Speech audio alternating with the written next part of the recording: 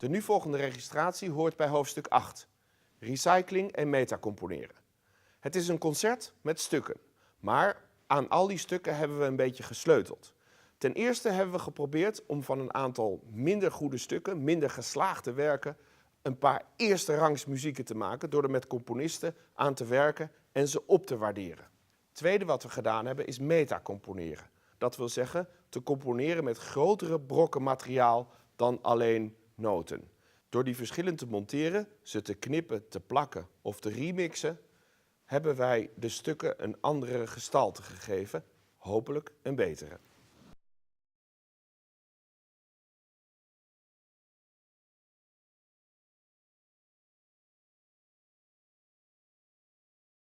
My name is Micha Hamel. I'm a lecturer in Codarts, researching the future of classical music.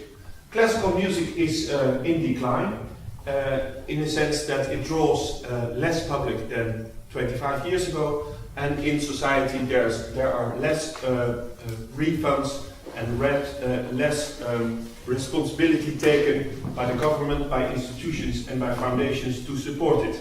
My main topic is for today is that I research the connection between the musician and the work.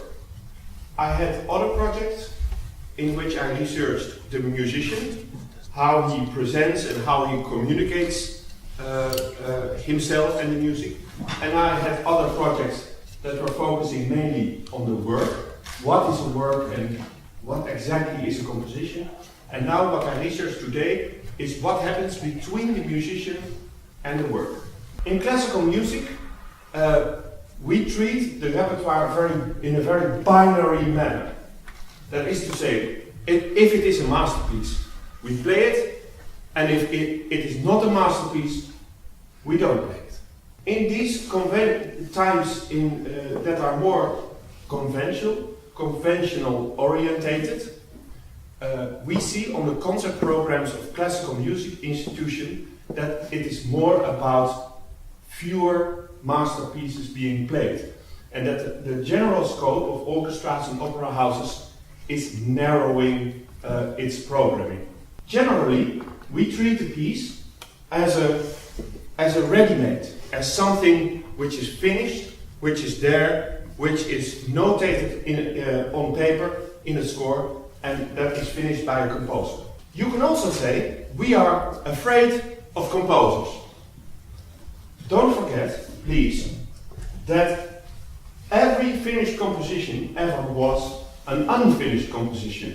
A set of ideas, a set of thoughts, an imagined sound world, and that great composers, Beethoven, Bach, Brahms, Mozart, Liszt, were great improvisers too. So what I want to see today, is if we could take up a number of pieces and treat them as if they were not finished yet, as if they were still open, not completely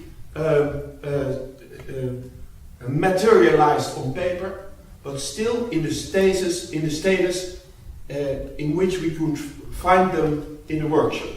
So, to go to the stadium of where they are not finished.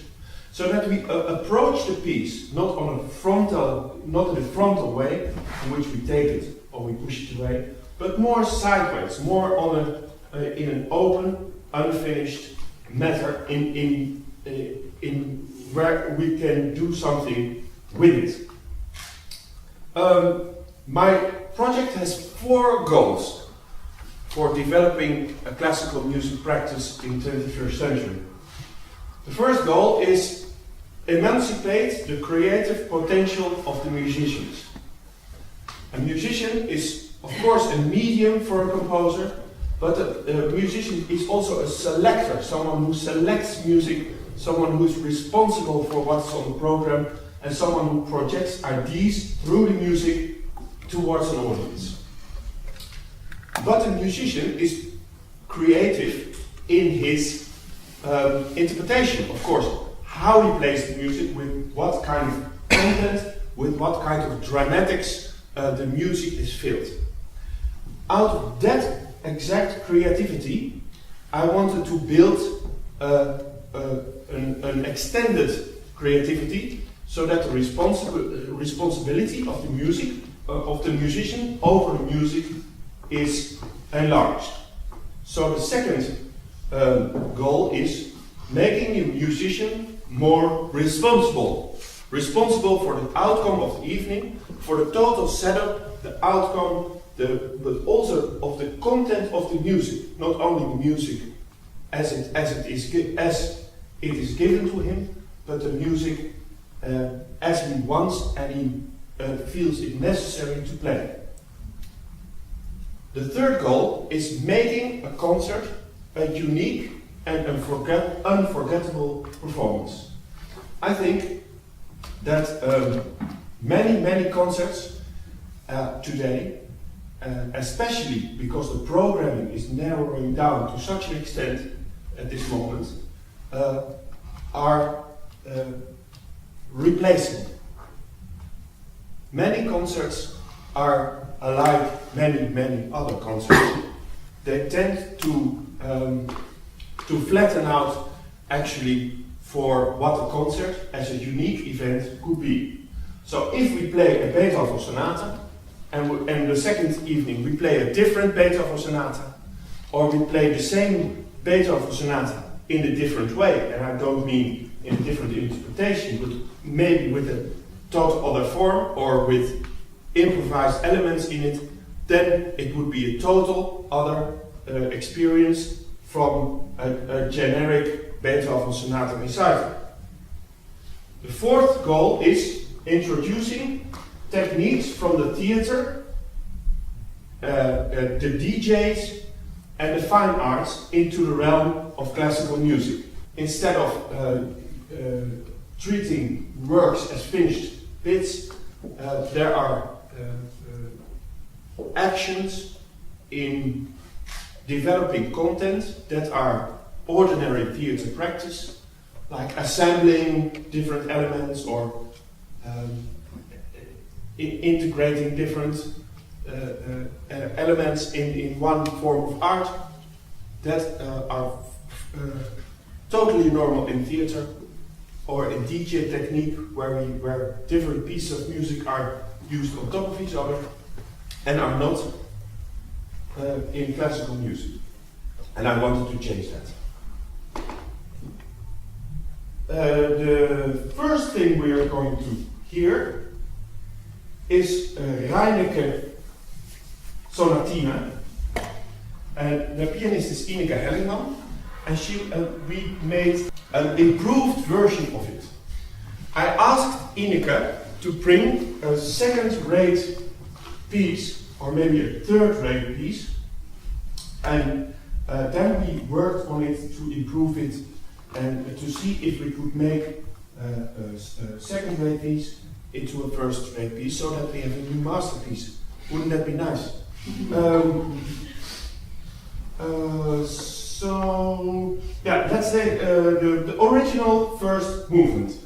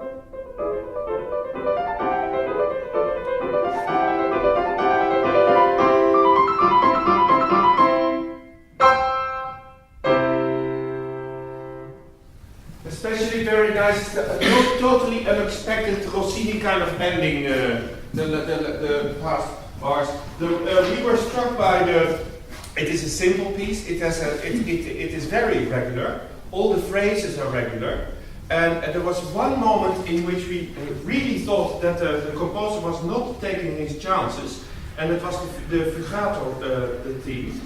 Dan kan je even nog dat origineel bijpakken. Ja, kan je dat nog even... Yeah, okay. So this is typically a theme that could be developed into the fuga.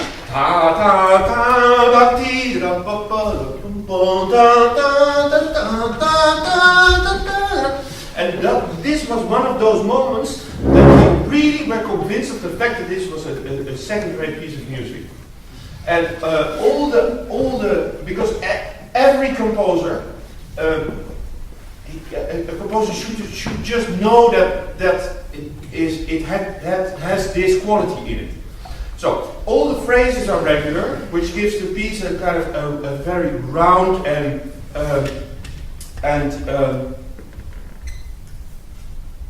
undangerous character, I would say. So we made a new version, and we condensed the phrases, and things that were repeated too often we cut away, or we made short versions of it, and we added a fugue in it, and had some more unexpected moments. There we go, first movement again.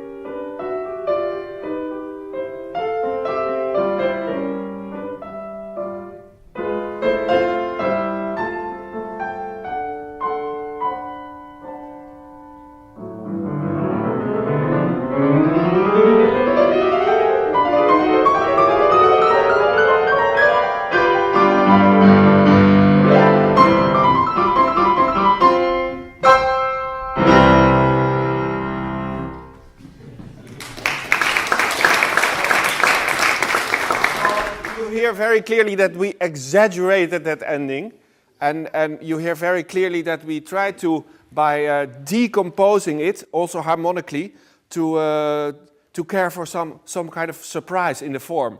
That you don't expect a chord to come and then suddenly it's there and you're in another world. So we try to spice it up a little bit. Okay, let's go to the second movement, the original form.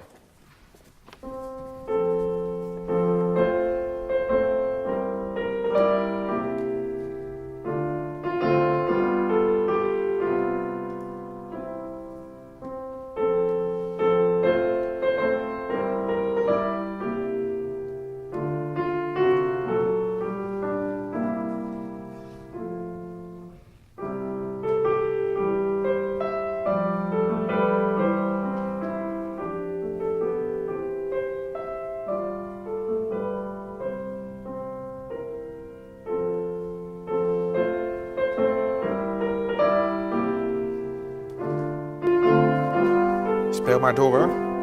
So this music is made out of formulas that are used by Schubert and Beethoven. And this is composed at the end of the 19th century.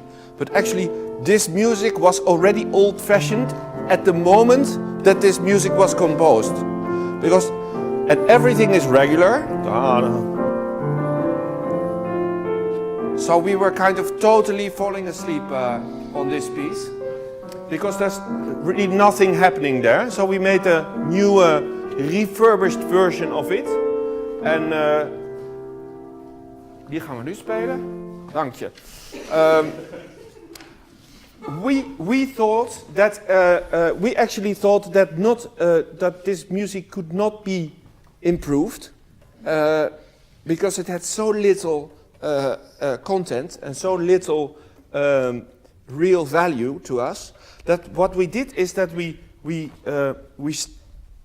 cut the piece in little pieces and made an assemblage of it. In which Ineke could travel and choose a couple of bars and play the bars completely disconnected to each other because they're interchangeable anyway. It's completely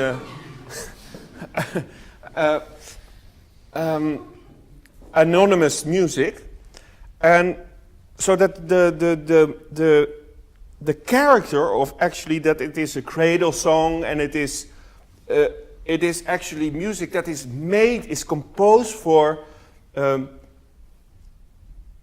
people to fall asleep. So we try to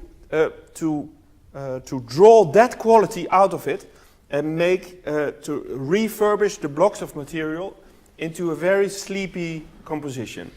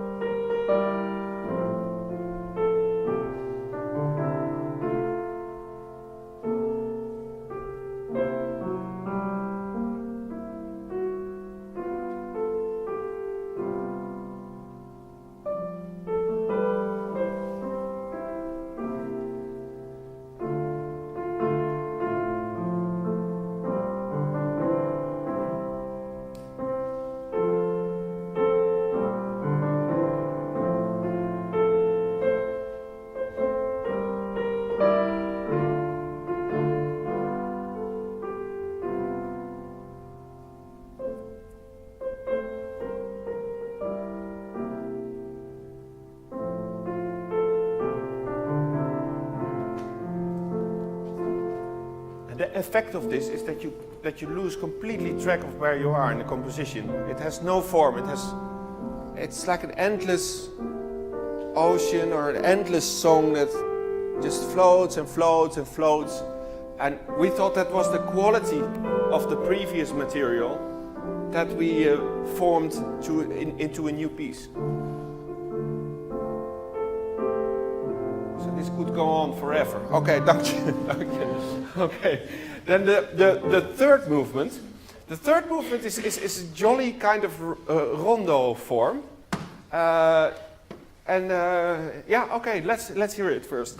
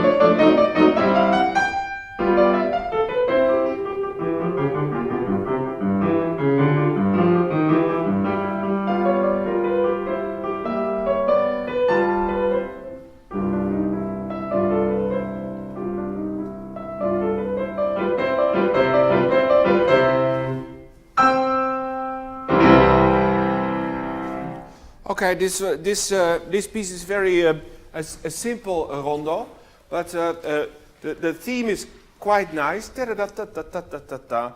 And he creates at a certain point a kind of tension by doing ta-da-da, ta-da-da, ta-da-da, ta-da-da, ta-da-da, ta-da-da. Oh, there it is. Ta-ta-ta-ta-ta. And that suspense is a little bit clumsily composed because the episode before that is composed of very different material in a very different mood and is not developed completely. So when the theme comes back, you really have the feeling, oh, there it is again. Oh my God, there it is again. It's like someone returning, returning to you in 10 seconds instead of in an hour or so. So what we did actually, that was the third experiment, is that we wanted to implement different pieces in this piece, as if the piece, the original rondo, was an engine for associations. So we had this theme that made us think of the Tel Uilenspiegel. For instance.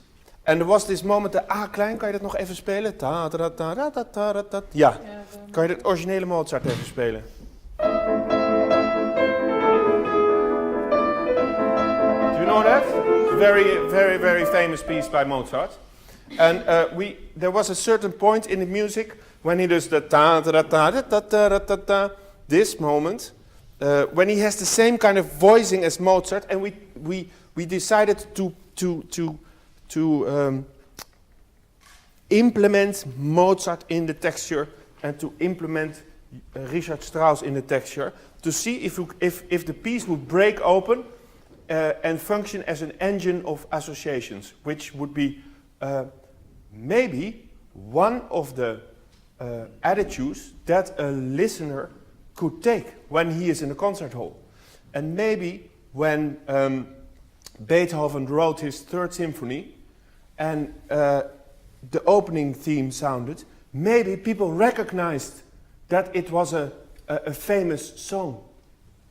Maybe they recognized the theme, or there are more Beethoven sonatas in which he uses popular themes as a hook for the public or as a engine of associations. So there we go to the second version of the rondo.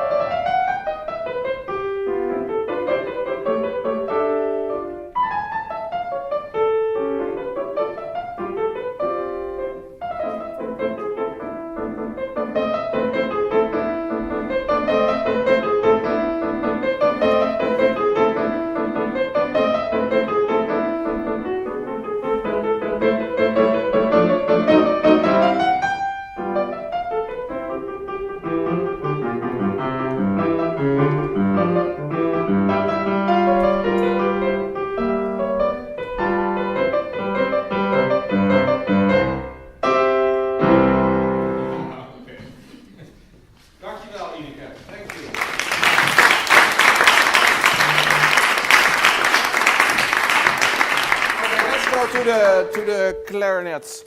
The next piece that we are going to listen is the Divertimento by Alfred Uhl, a German composer. And we did the following things. Please enter the stage. We improved the piece as good as we could, and we used the following method. At first, we played through a movement. Then we tried to pin down what is exactly happening at a certain point in the music. What does the composer mean? What do we think that the composer means? Which are the techniques that the composer used? Then we charted the tendencies. We wanted to know, where is this pointing towards? Where is this pointing to? Where does this development needs more stretching, or does it need to deliver earlier? And then we created solutions. And I say we because this was a collaboration between me and Josué Amador, a composition student of Codarts. And he cannot be here tonight because he's now he has moved to Poland already.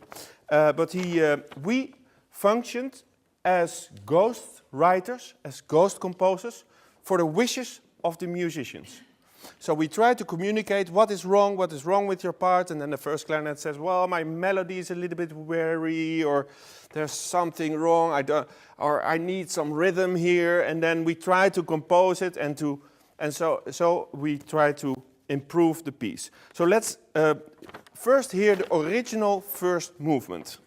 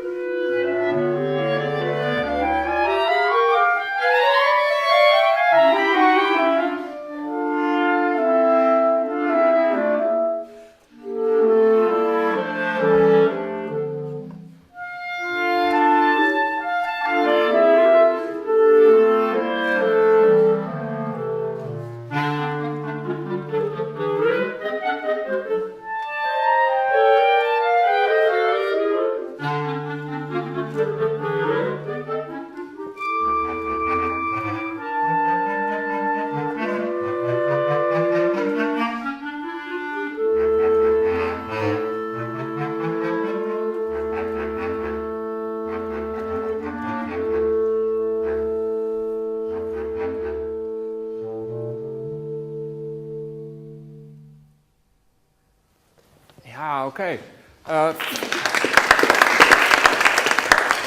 Great. So now we go for the extreme makeover form, first movement. For instance, simple things. We did quite simple things. We did everything as good as we could in the line of the piece. What we thought that the composer would have wanted, we tried to compose. Later on, we also leave that position. But for this movement, the ambition was to really improve the piece by replacing harmonies, changing the form a little bit, changing phrases, and add new thoughts to it. New thoughts that were the prolonged thoughts of what the piece was evoking in itself.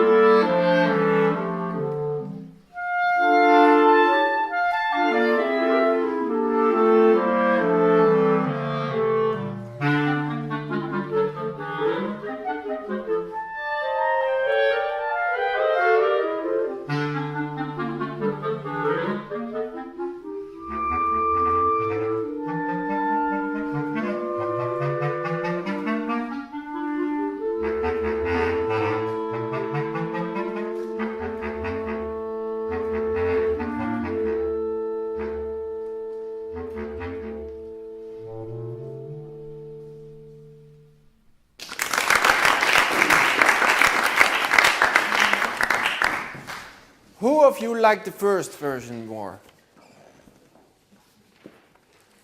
Who liked the second version more? So that's almost all of you. So that is the extremely made over version. I must say for tonight, it's very, very, very hard for the players in order to remember those different versions and to switch back and forth between versions, because we had new versions coming in every week. So they were piling up, and so it's really, really hard. I want to show you one issue, one item in the second movement, number from 4 to 6. If we could play that, and because that passage makes it very clear what I was actually doing in those sessions. Okay, for the normal version, yeah, the Ul version.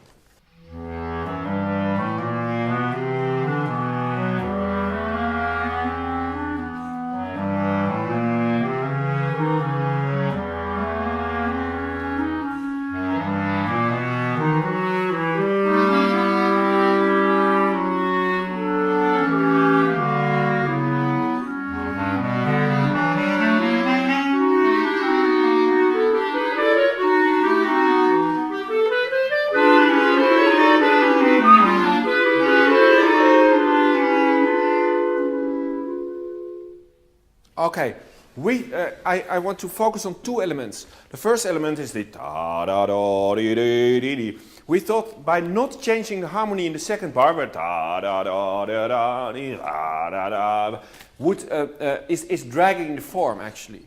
And in the end of this fragment, when you hear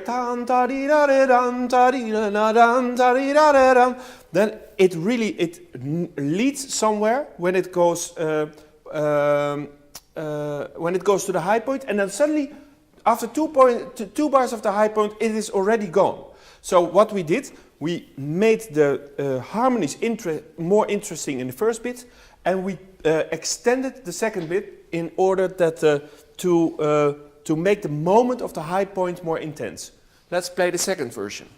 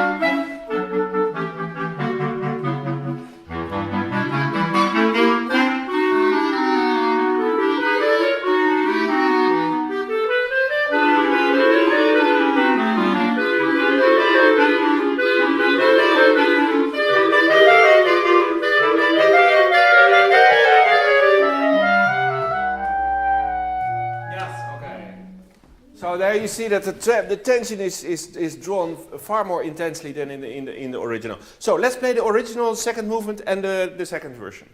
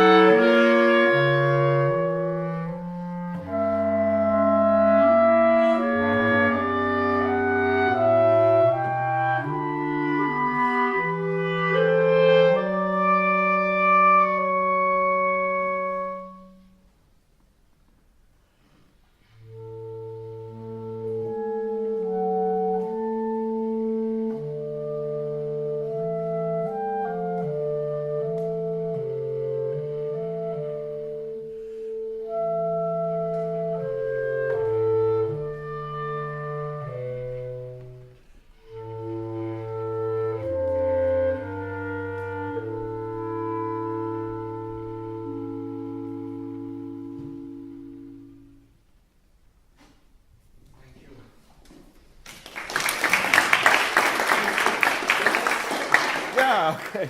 You heard there were a lot more bass clarinet notes in that, huh? She was complaining a lot about that she wanted more solos. And then we composed. And the second phrase, the interesting thing is the second phrase was twice as fast. And somehow you don't notice when the overall atmosphere of the piece is the same. You can play bits of it twice as fast and you still get a sense of a slow movement. The last piece we did a very simple thing. We did not improve the piece, but we asked the musicians, which bars do you want in and which bars do you want out? What's your favorite bars and what are the bars that you hate? So, and you could, of course, cross over someone else's bar by saying, no, I hate that bar, I want that bar out, and then your solo was out. So that was a nice little interplay, a little game between us. So we made kind of all-time favorites of the third movement. So, but now first the third movement as it is originally composed.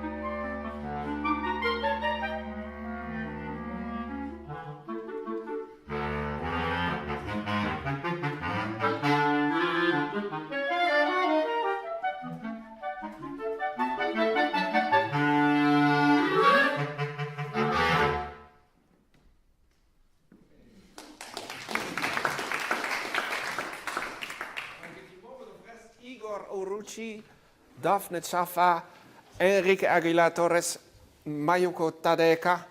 Tadeka? Ja? Takeda. Ja, oh, sorry. Takeda.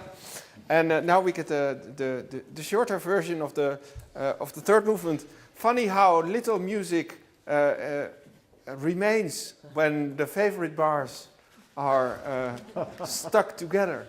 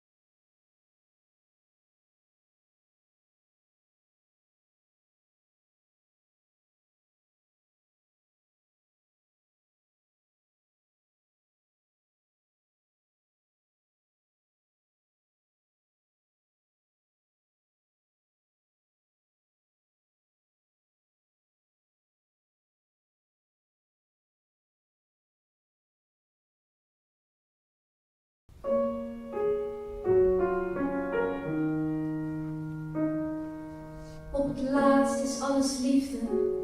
En misschien is het laatst wel nu. De kapers commandeerden, pak je telefoon. Wist iedereen gewoon wie hij moest bellen? Niet schrikken, schat, je spreekt met mij. Het is zo voorbij. Ik weet het klinkt raar, maar dat is het niet. Er is iets dat ik nog even zeggen wou. Daarna mag je weer slapen.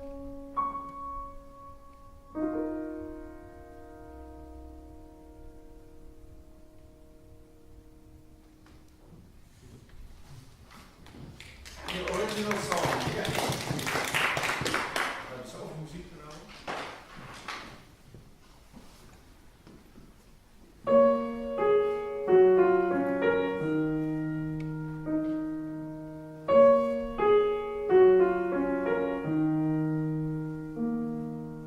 Dit is het laatste uur, het is de laatste vlucht. Wisten ze in de lucht op 11 september. En toen de kapers commandeerden, pak je telefoon. Wist iedereen gewoon wie hij moest bellen?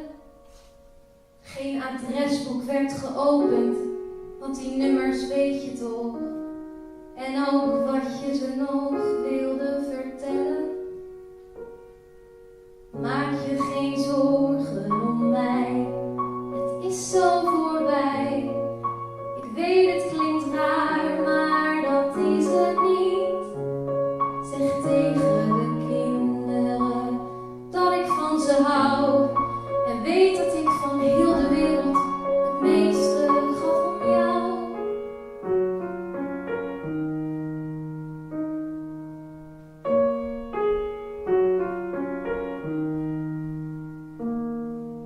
En ieder sprak een ander. Maar wie ze ook belde, het was nooit om te schelden of te klagen. Niemand die zei, klootzak, ik krijg nog geld van jou. Of nog 70 vakantiedagen. Op het laatst is alles liefde. Misschien is het laatst wel nu. Dus wie belt u? Wou ik vragen. Niet schrikken, schat, je spreekt met mij. Het is zo voorbij. Ik weet het klinkt raar, maar dat is het niet. Er is iets dat ik nog even zeggen wou. Daarna mag je weer slapen.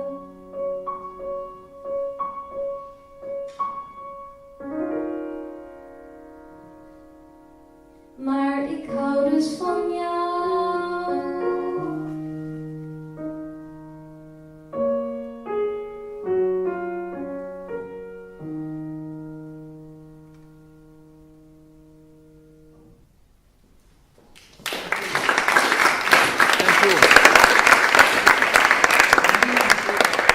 The mean thing about this order is that the original now feels terribly long.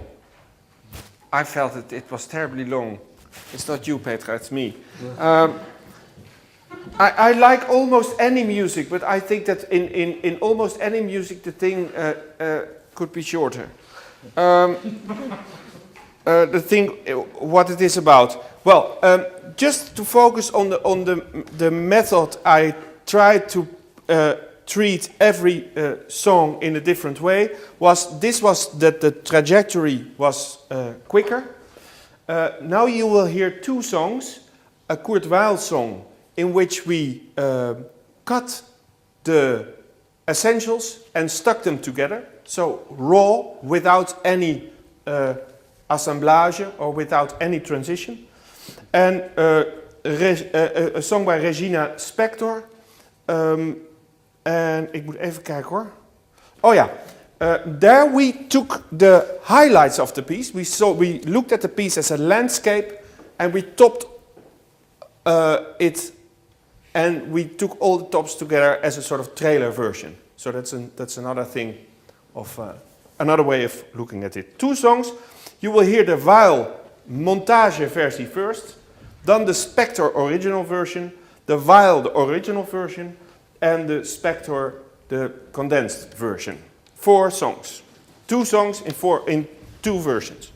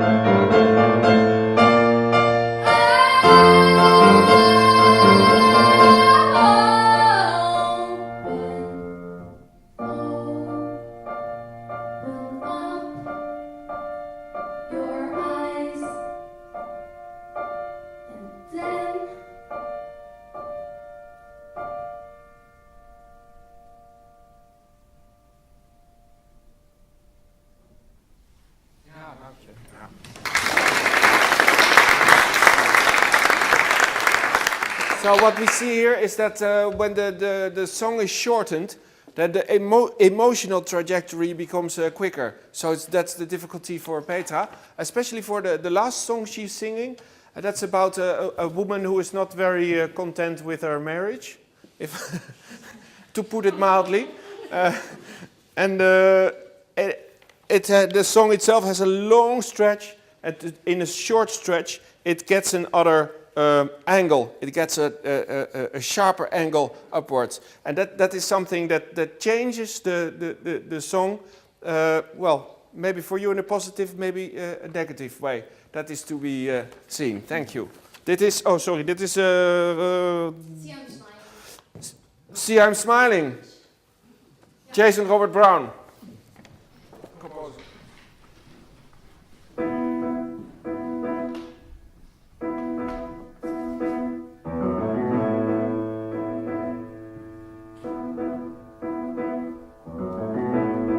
I guess I can't believe you really came,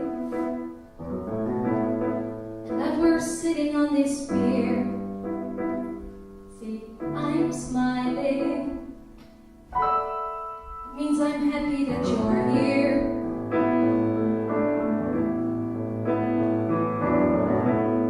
I stole this sweater from the costume shop.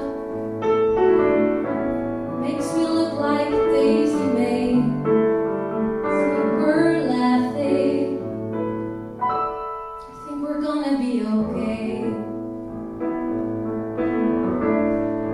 I mean, we'll have to try a little harder and bend things to and fro to make this love as special as it was 5 years ago.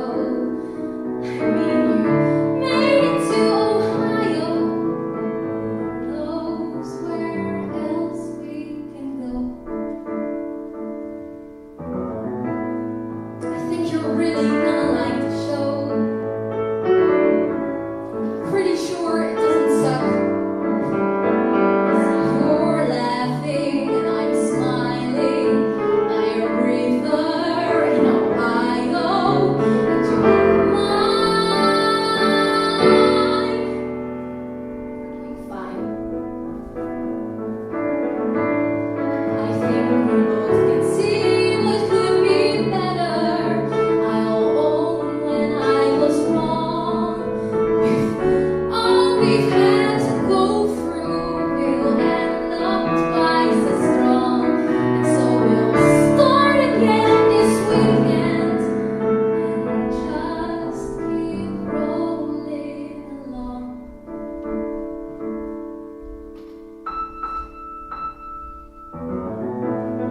I didn't know you had to go so soon. I thought we had a little time. Look, whatever, if you have to, but you have to, so whatever, it's alright. I'll have tonight.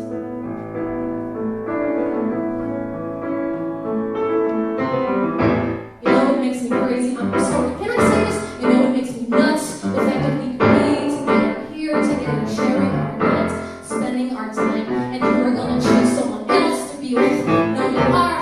Yes, Jamie, that's exactly what you're doing. You can be here with me or be there with them. As usual, guess which you pick. No, Jamie, you do not have to go to another party with the same 20 jerk you already know. You can stay with your wife on her fucking birthday, and you could, God forbid, even sing my show. And I know in your soul it must drive you crazy that you won't get to play with your little girlfriends. No, I'm not. And the point is, Jamie, that you can't spend a single day that's not about you and nothing but you. Marvelous, marvelous you. I said you wonderful just when you need to save your Friday. You and nothing but you. Miles and piles of you. Pushing through windows and bursting through walls. Only to escape.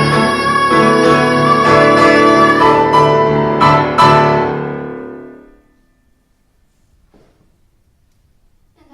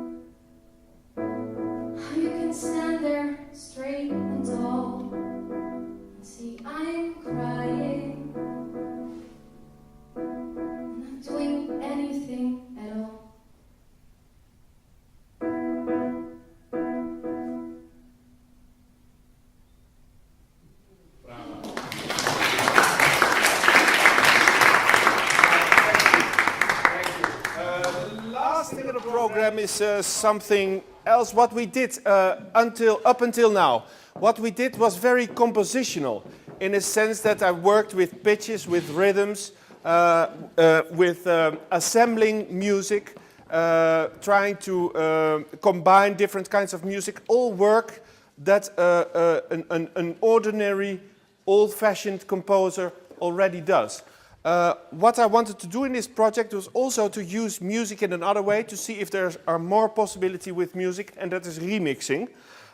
So what I worked with Ineke Hellingman again, and we took a masterpiece, the Ballade van Chopin, and I wanted for this project not to work in line of the composer, so extending the thoughts of the composer or elaborating on the thoughts of the composer. I wanted to work with the composer as a background. I wanted to work on top of the composer. What we did is take the music, take the score as a canvas to paint on. We tried to invent, Ineke and me, we worked together on this project, to paint our own composition on top of the Chopin Ballade.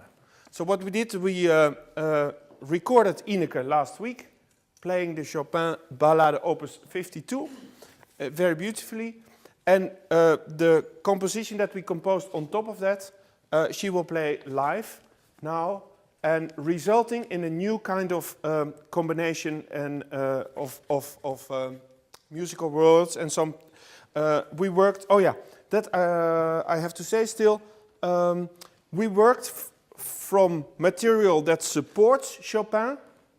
Over the course of the piece, develops into music that is not supporting Chopin, but disturbing or placed against Chopin. So we are exploring the different depths of musical material that could relate or unrelate to the music of Chopin. Have fun, it's the last piece of the program, 15 minutes, and we're done.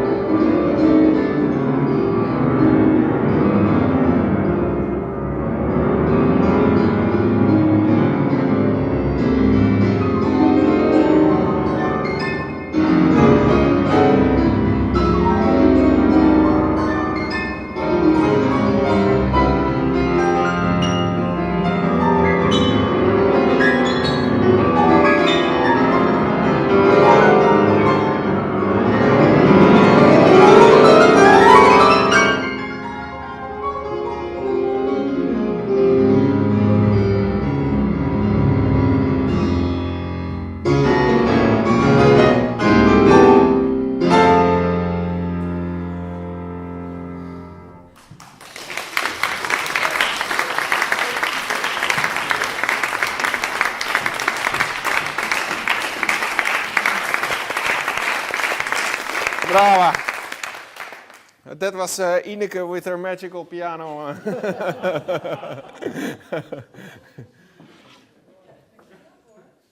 Yeah, it shows for me. What's interesting is that it shows us the exuberance of Chopin is magnified. I feel so. You don't listen to the form of the music, but you listen to the gestures. This was it for today. Are there any urgent questions? We don't have very long, 5-6 minutes. Anything for anyone? Everything is clear. Succeeded. Good. Thank you. Thank you very much. Goodbye. Thank you, musicians.